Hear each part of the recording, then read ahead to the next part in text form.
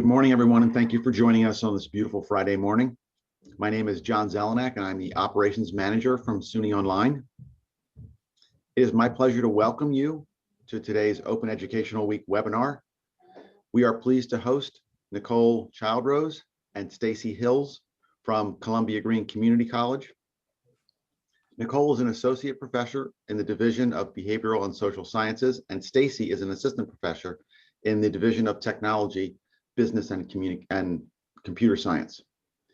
Nicole and Stacey will be sharing about their experience developing a highly interactive student passport experience that helps students develop learning readiness, quickly assesses student needs, and easily onboards them to the virtual classroom. Welcome, Nicole and Stacey. Well, thank you for that introduction, John and Aaron, for having us, and everyone for joining in. And it really makes us feel loved and part of the SUNY system that makes us all stronger and makes this somewhat bearable. This has been really hard, challenging times. So Stacey and I are delighted to be here. We really love our work on this project. We're very passionate about this work. And we want you to know, we'll share a full disclaimer that this project is ongoing, and it's really in its infancy, and we think that it has great potential. And this week I've been doing double duty of teaching and also attending the League of Innovations conference. So it's been an exciting week for me because I was able to share our work on this project in that group as well. So it feels nice to be home with our SUNY friends. So we have some dedicated time set aside at the end of this presentation to hopefully be interactive and get to chat with you about ideas. And we really encourage you to think about how this kind of thing could work on your campus, or maybe even retooling existing experiences that you may have, or orientations to something like this that we see already being a real success story. So without further hesitation, I would like us all to take a moment and just imagine and envision a perfect world. And in our perfect world, where we began really our planning process, this was a world where every single student, regardless of who they were, what experiences they had, bad, good, with online, remote, no experience at all, could learn and be successful and feel welcomed and not feel bad about anything that they were doing.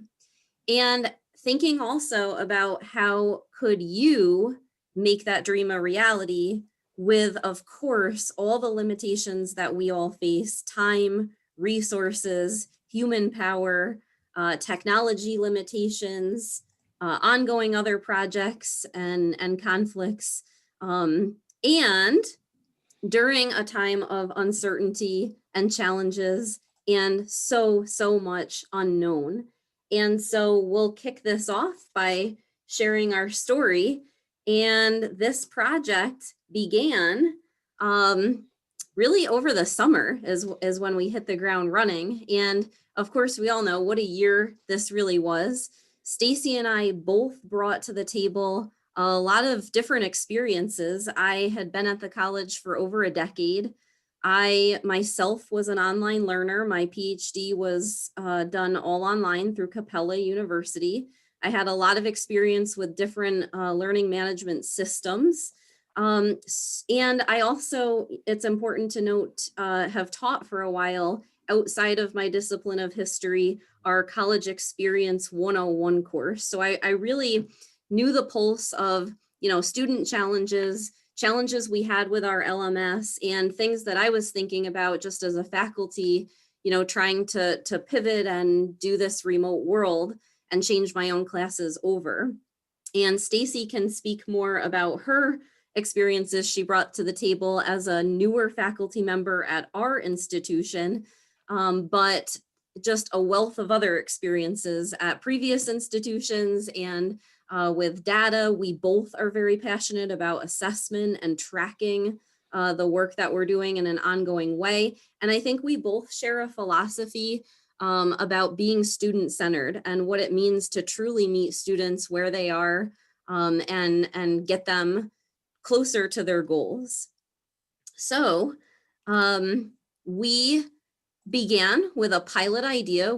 There was a call put out from our administrative team for volunteers who would be willing to basically plan an orientation. And so we volunteered eagerly, and we were selected to develop this over the summer to implement in the fall. And right away from the get-go, we believed that this should not be a standard orientation. We wanted to use our existing LMS, which is Blackboard, really make it a 24/7, easy to access, not mandatory route for students to log in and out anytime that they wanted, and to really get the skills and to get onboarded for both online and remote in general. Some of our classes are being held on campus, very limited. Most are being offered remote. And at the same time, we were redeveloping, retooling a standard course template. So the timing was really ideal for us to do this. So I would like to turn the presentation over to Stacey to give a little bit more background and an overview of our statistics. Sure, thanks, Nicole. And I will tell everybody that if Nicole was bringing kind of the most recent experiences with remote and online learning, I was the other. I taught my first fully remote class. It was actually a hybrid back when we still called it distance learning, out at Utah State with actual satellites. So I was physically located on our main campus, and then we had 17 physical sites throughout the state of Utah. And that was in late 1999. So it was that very different world. And I've been making the slow progression ever since. So I had just joined Columbia-Greene in the fall of 2019 after that decade out in Utah, and then routing through a small liberal arts college where we didn't have the benefit of an instructional designer.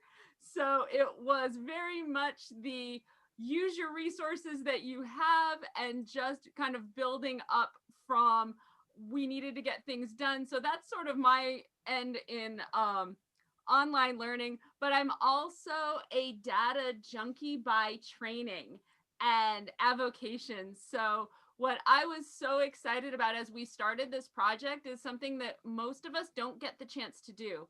And that is to actually build something with assessment in mind.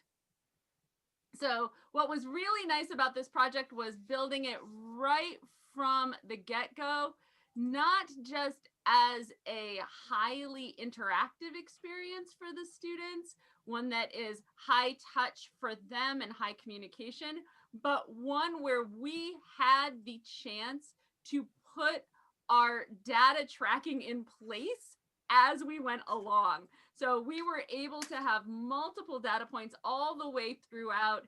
And over the last semester and a half, it's really given us a good chance to see what works for the students, what are they drawn to, who's completing, and what they're doing.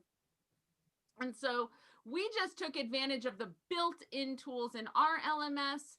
So we know that that's our first tip, right? Like mine every single LMS data collection point that you absolutely have. We've got every stats tracking turned on that we possibly can. So that really gave us a good starting point. So we started to see data right away. And we're going to share a little bit about our participation. Our first semester was fall 2020. We opened this experience up literally to every student. If you were enrolled in a class at Columbia-Greene, you have access to Ready, Set, Go. And that includes part-time students, it includes non-matriculated students. So in the fall 2020, we had 1,104 participants, and that number does include about 8 to 10 faculty and staff who assisted us in the pre-testing process for the experience.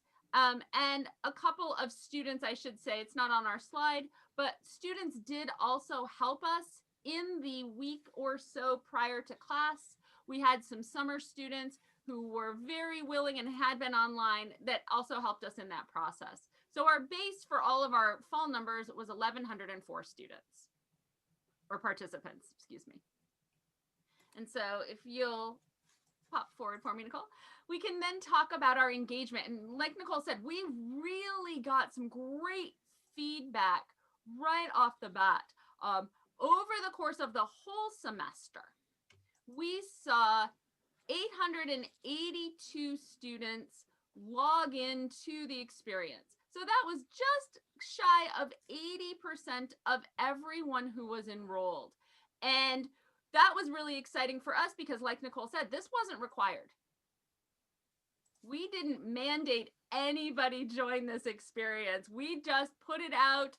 We opened it up about a week before classes started, let people know it was there. And the intention was to have students become familiar with our new template for the college, for the fall, and get comfortable so that they really weren't taken by surprise on the first day.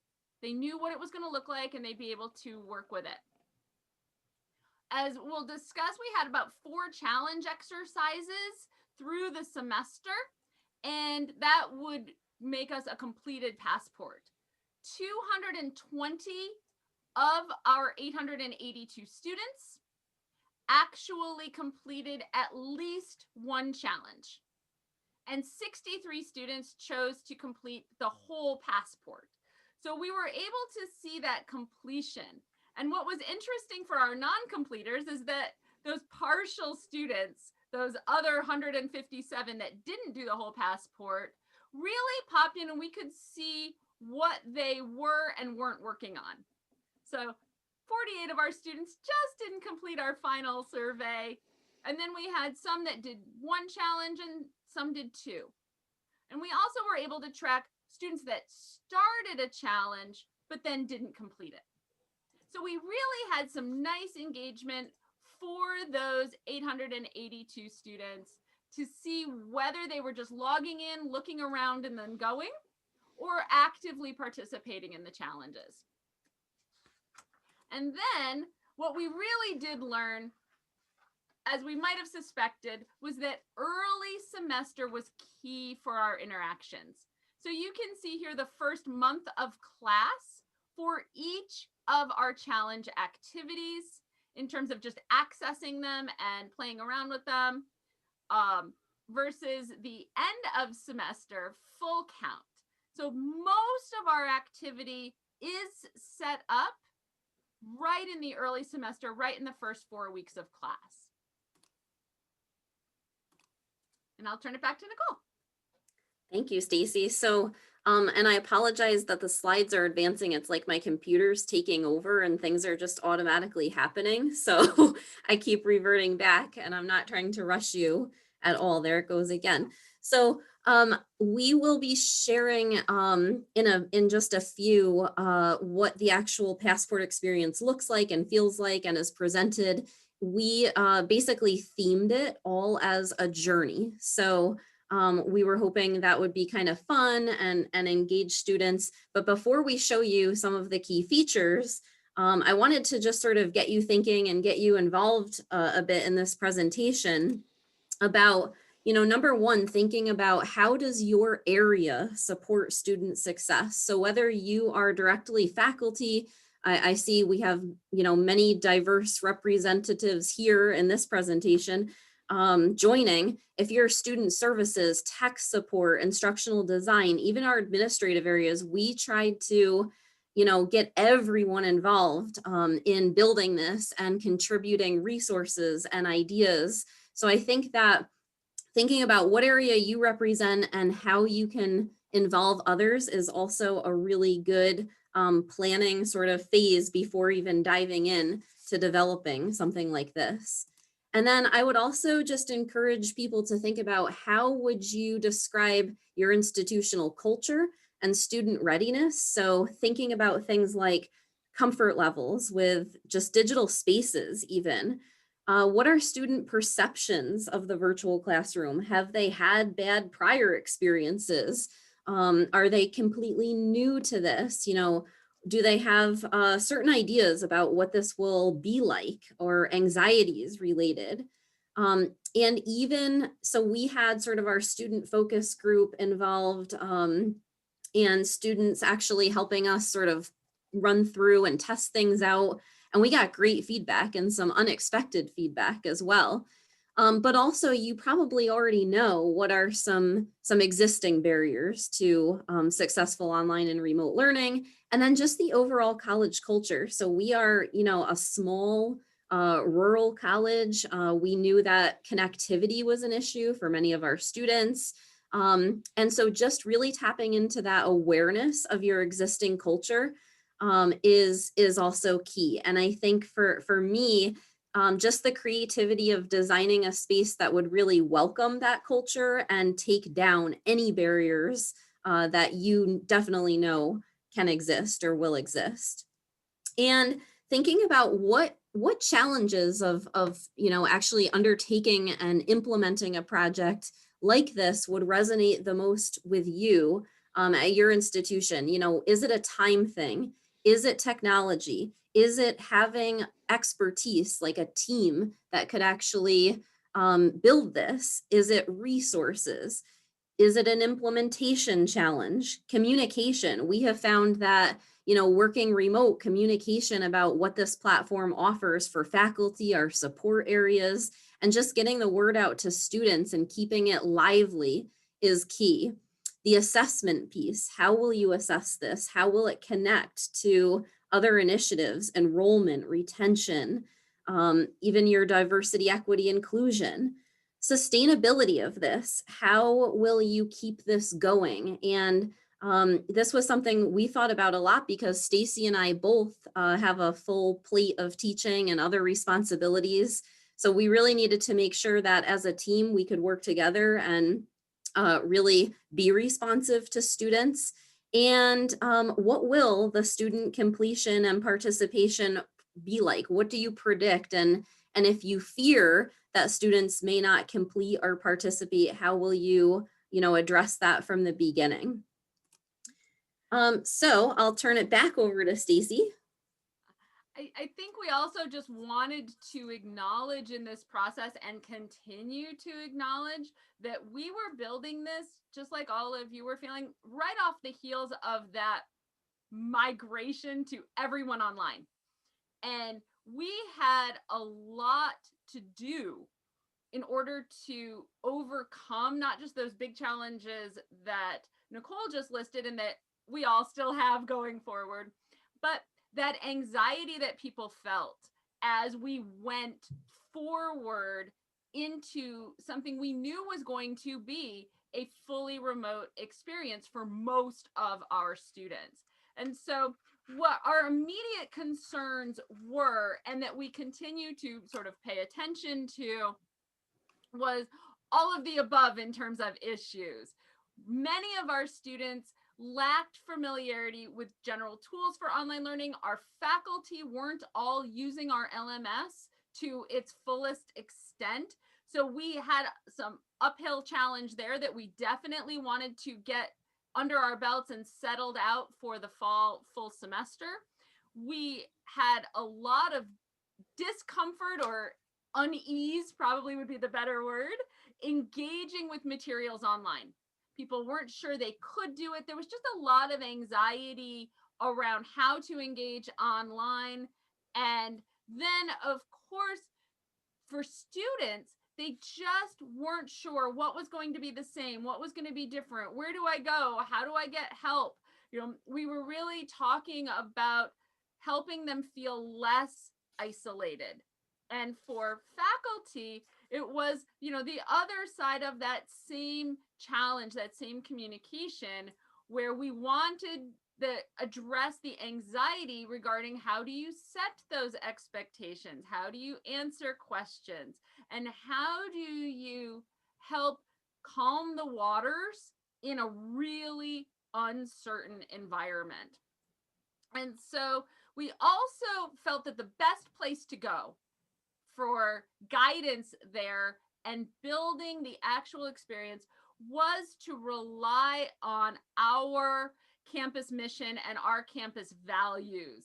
So we knew we needed each piece that we developed to demonstrate that quality and that dedication that students expected on our campus.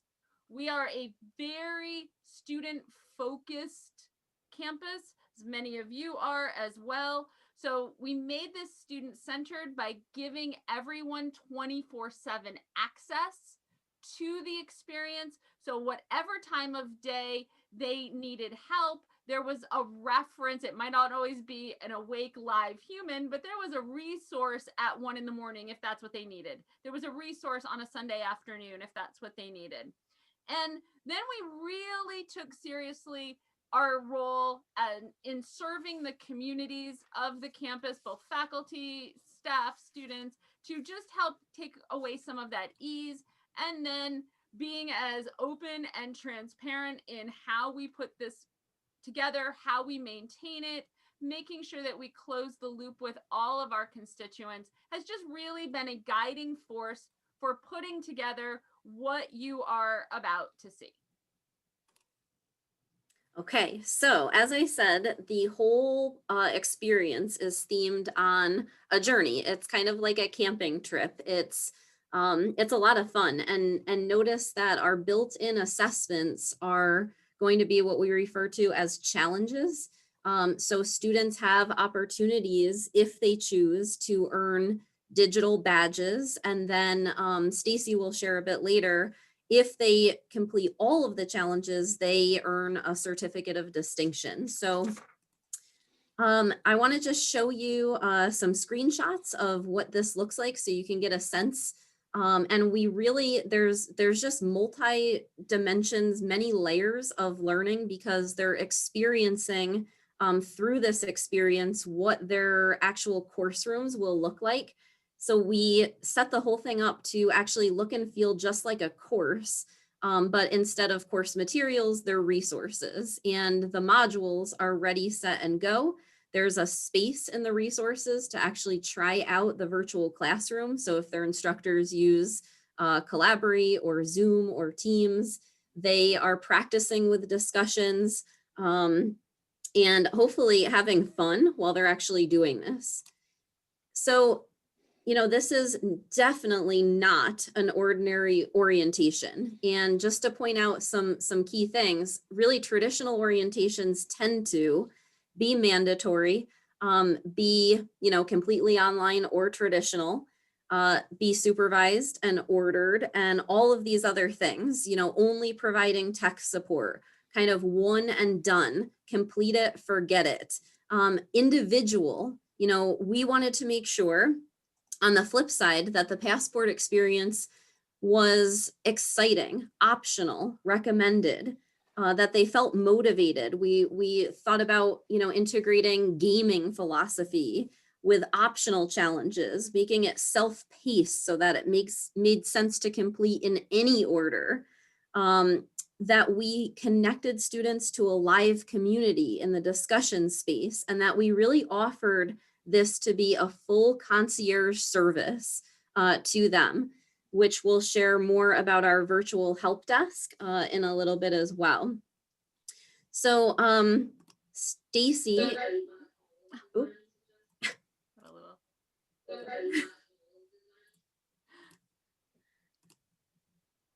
let me go back here and see if this, okay. There we go. And we'll prep the students for that as well, right? That's the part. So ready is about being ready to learn in this environment. So the functions of our ready module include accessing Office 365, which our students have access to. So knowing where and how to find that, how to access their email and the importance of email as a professional communications resource. We talk about communicating virtually, and then we spend some time letting them learn about time management, motivation, learning styles for themselves, and then building community and connecting with other students. And then we also have a tech terminology glossary that we found would be really helpful for some of our students who maybe don't spend a lot of time on their phones, on their computers, and really were just not up to date with how we refer to laptops and desktops and LMSs and those types of things. So we really just wanted people to get our base camp feel for what they would be doing in their regular courses. And from there, you can see this is what it looks like. So here is our Ready module from the student view. They would have individual folders. Everything's explained for them. They can pop into whichever ones they want. So like Nicole said, the idea here was flexibility and that people could refer back to whatever resource they most needed.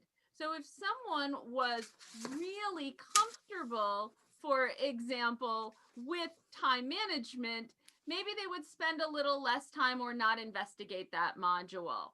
So we also had, the descriptions, and this came with a series of different activities and different features within each of our modules so that they could learn from different ways and different modalities. And some of those features are on our next slide. So we had some streaming how-to videos.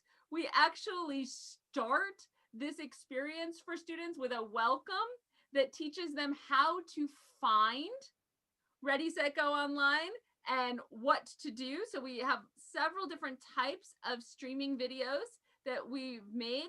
We've got some printable resources and some just-in-time come in and check web-based resources, as well as those embedded challenges.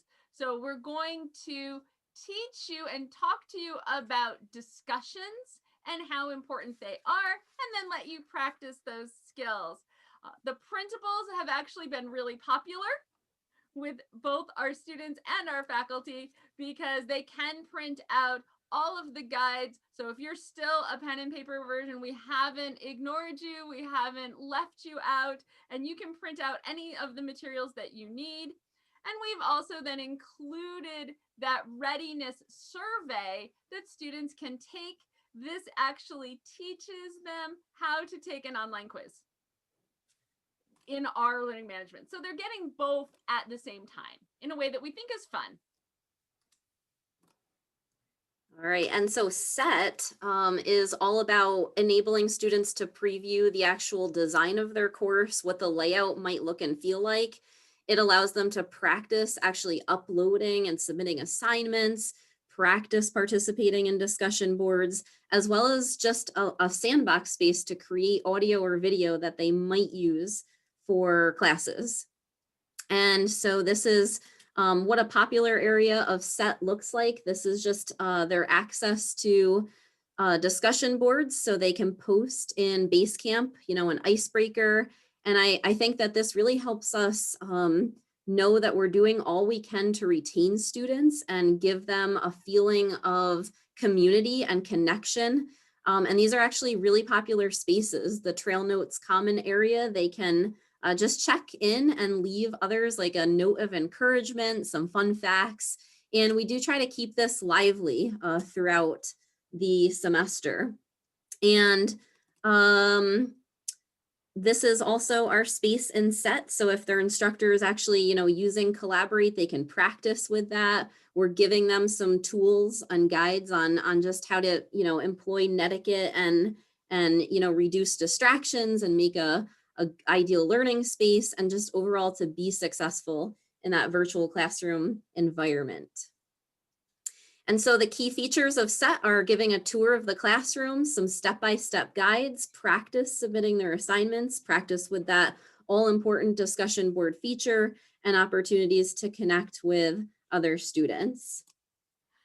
And so we did have a question in the chat. Mike had asked if we have a standard course template, and the answer is yes, but fall semester was actually the first time we had one where everybody was doing it the same way. So it was still very new for our faculty, and we addressed the fact with the students that we have in our template some standard components, but we then have what we call the course materials area, that is a sort of free open space that faculty can adjust however they want.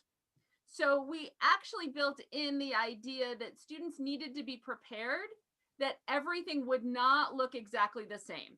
And in our virtual classroom, related to that, not everybody uses Collaborate or Zoom. We don't have a single platform. So we also prepped students for the possibility of things not always looking identical in every single classroom. So we built that in as well. And so then our final is to go and learn with confidence. We feel like they're ready, they've seen the platform. And this is where we mostly wanted to address issues that happen in any learning space, but that are in some ways, unique in the online space, a little bit different.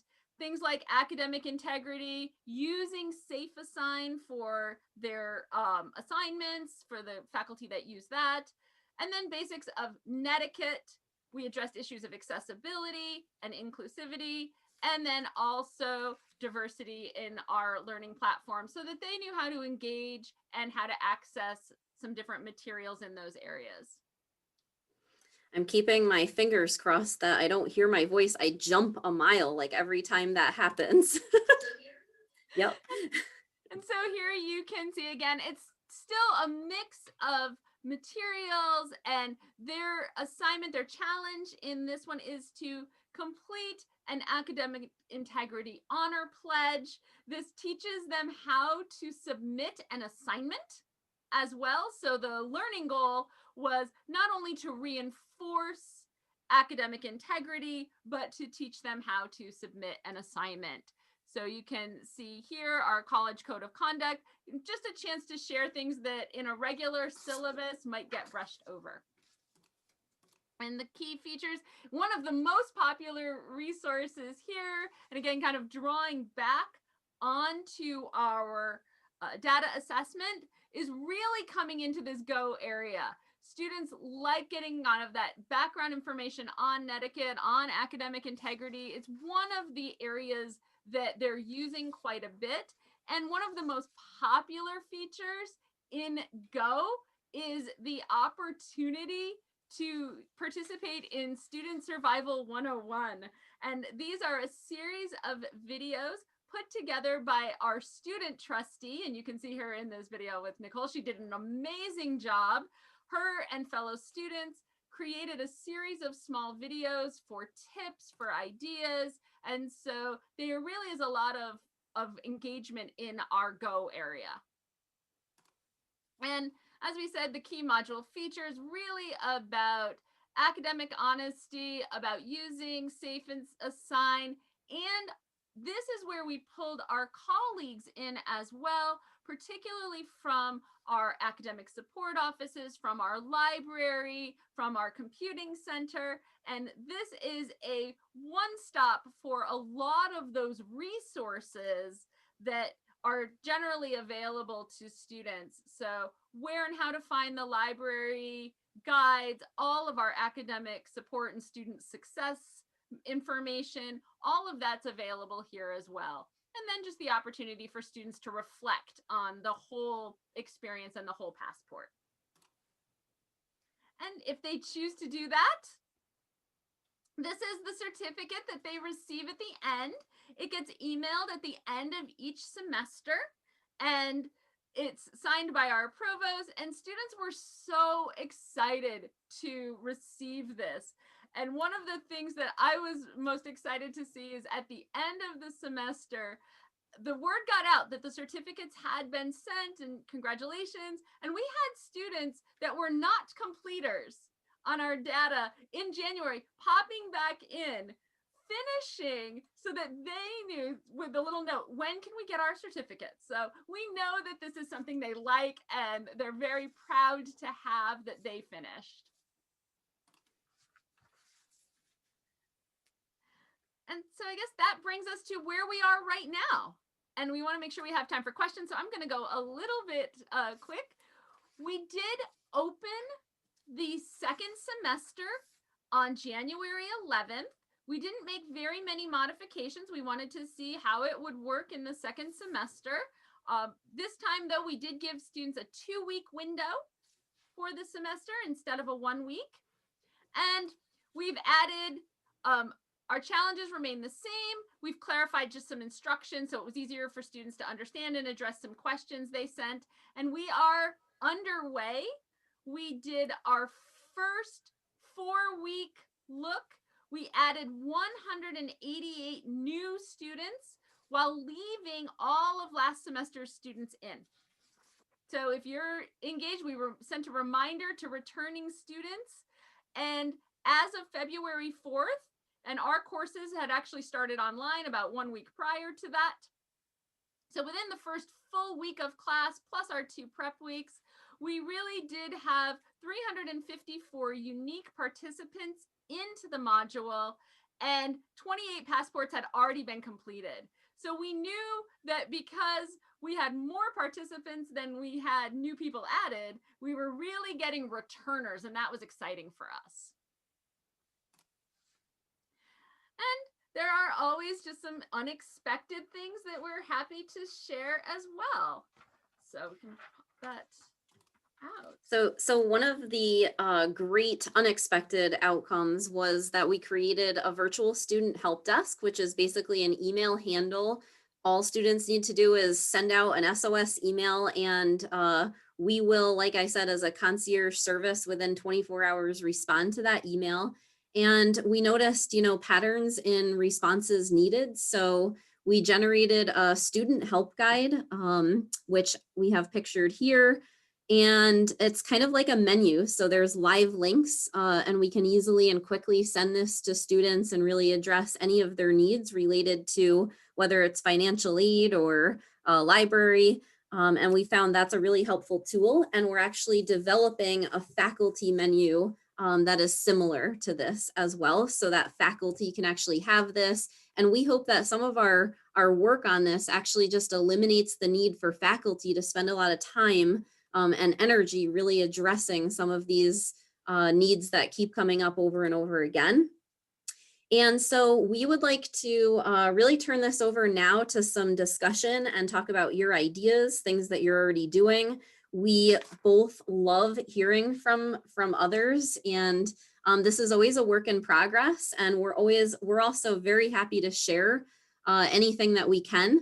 So as I said, I'll share this presentation with Aaron or any others. Our email contact is included. And I will stop sharing so that I can actually feel more connected to the group. And we do have a couple of questions in the chat, so we can start with those. The most recent was, what was this resource incorporated at the college experience course level? Nicole, why don't you get that one? Yeah, definitely. So obviously we have many sections of college experience with a similar curriculum. So it really was up to each individual instructor. But of course, in my sections, and many other faculty are doing this as well, we're embedding it in the course. So, it's part of their experience. It's part of their preparation. So I've actually included it in several of my existing modules. And it's helping me in real time sort of assess the project and also assess their needs. And I'm seeing real positive correlations in how they're doing. We're also going to be making this mandatory for students who are placed on an academic warning or sort of a probationary status, and we'll be assessing those impacts as well. And then the other question from the chat was, who handles the help desk? Do you have a team? It is a team of 2, and it would be Nicole and I. So part of our job is to really manage that. Our goal was not to add to the load that is already significant for our IT folk. So we knew that we needed that help, but most of the help questions we've seen have really been tied to the Ready, Set, Go course themselves, or to questions about how do I find financial aid questions about my bill.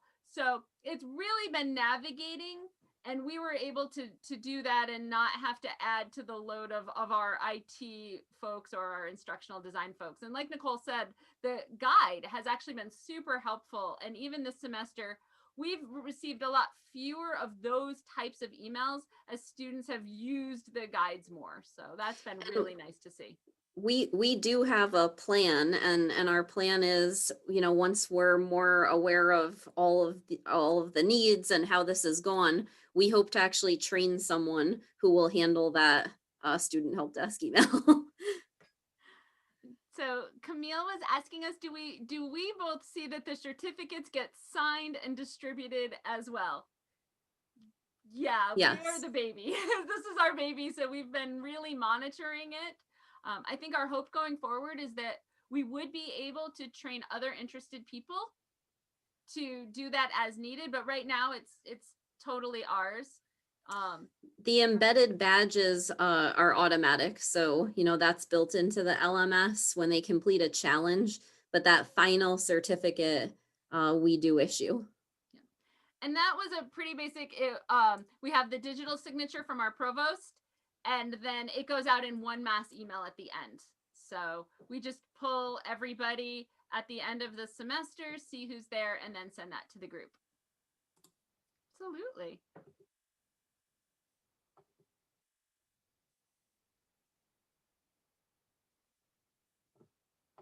Let's see. So Mike was asking who's developing, creating the content, text, quizzes, videos, etc.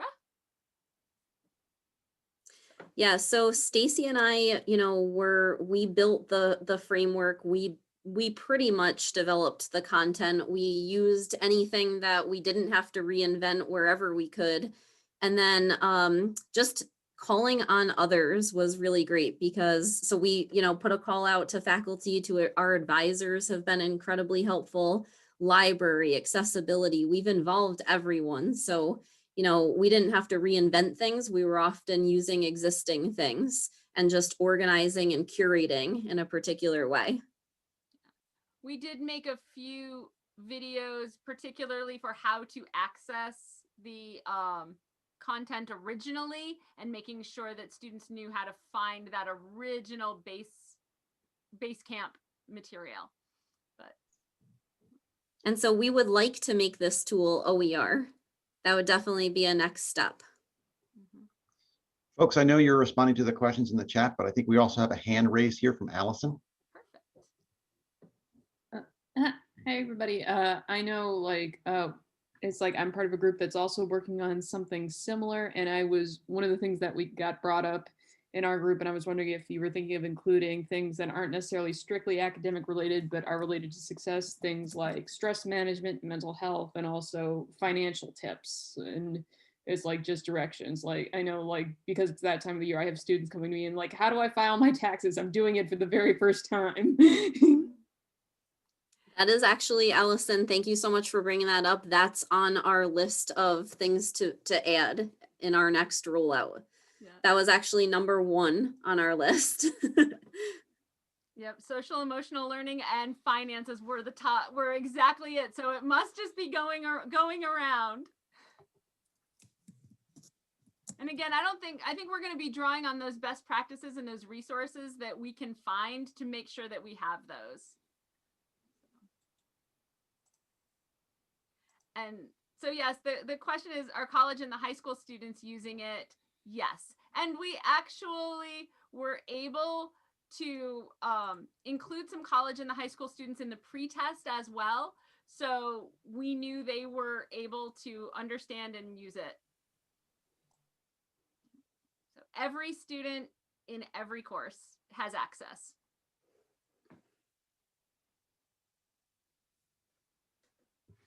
So it looks like we're on our 1 minute mark of time. But we really appreciate the opportunity to share. We apologize for my computer taking over. That's a theme in my life right now, actually. So apologies for any tech glitches, but we will be sharing these slides as well. Thank you, everyone, for coming. Appreciate it. Thank you, Nicole and Stacey. I wanted to thank everyone for their participation in today's webinar. The questions were great. Thank you all. And I want to thank our speakers for sharing their experience and expertise. The full schedule of events happening this week, which is just the rest of today, along with the link to register and view recordings, can be found at the links in the chat. Please also complete the feedback survey and help us plan our future offerings. We hope to see you at another Open Ed session this week, which is just today yet, or next year. And there are the links for the recordings and the survey.